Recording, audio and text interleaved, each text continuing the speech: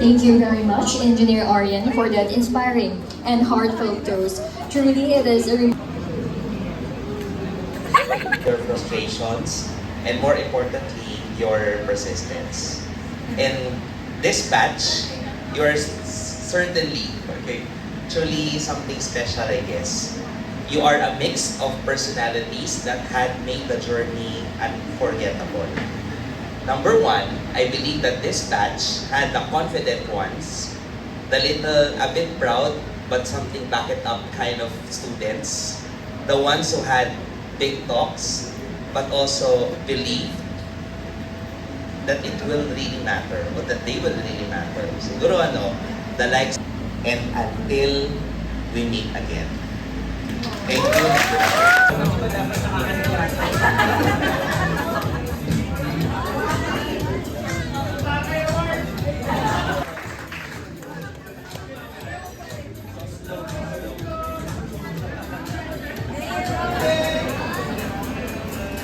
Dito nga tayo yung library naman. Tayo yung library. Huwag ka muna nga alis because meron ka pang isang award.